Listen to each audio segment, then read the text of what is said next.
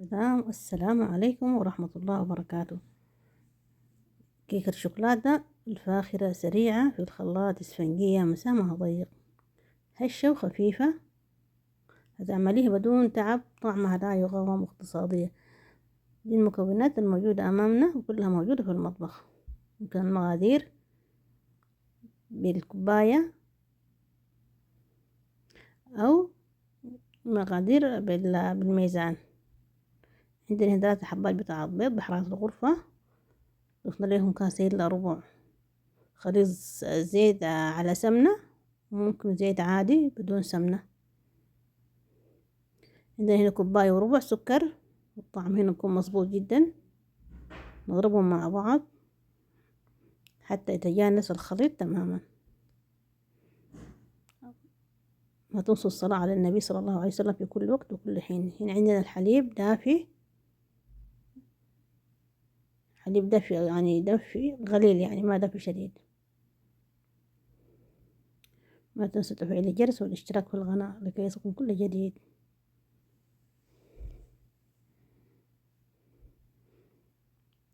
نضيف ليها نص ملعقة بتاعت فانيليا،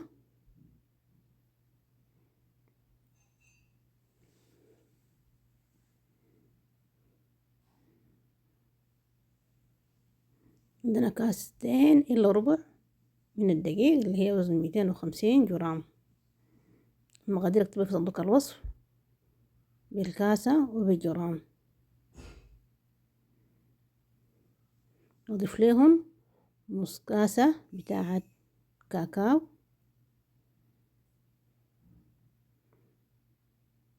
وملعقة واحدة بتاعت نشا.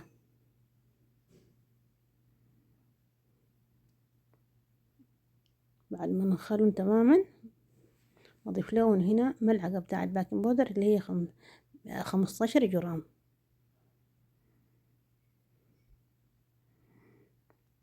إذا حابة تضيفي لها ملعقة خل اختياري ما في مشكلة، وملعقة بتاعت ليمون يزيد من طراوة الكيك وحلاوة الكيك.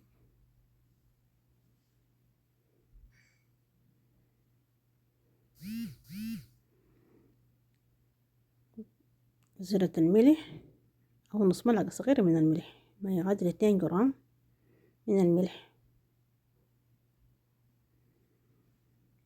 نحركهم كلهم مع بعض ونمزج مع بعض.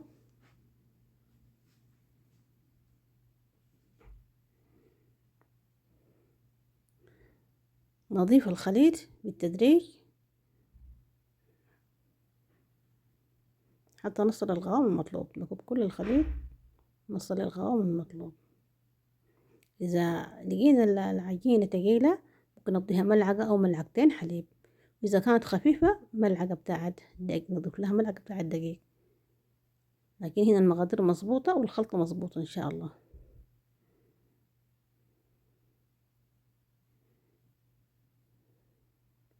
الكاكاو كان معقول جدا، إذا حباه أغمد من كده ممكن تضيفي ملعقة إضافية من الكاكاو. ندهن الصينية بزيت ونصب عليها الخليط.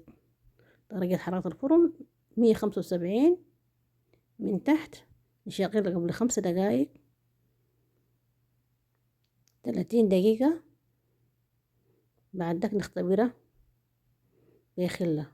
أهم حاجة في نجاح الكيك عشان ما تهبط نخليها في الفرن بعد ما نطفيه مسافة 5 دقايق، نفتح الفرن على خفيف عشان ما تهبط الكيكة. بعد ما طلعناها كانت مستوية والخلة جافة تماما. نزينها بأي حاجة موجودة في المطبخ، إذا كان جوز هند ولا مكسرات ناعمة نبرشها ونسحنها على خفيف، أو شوكولاتة نبرشها، أو أي صوص عندك موجود في الثلاجة تضيفيه.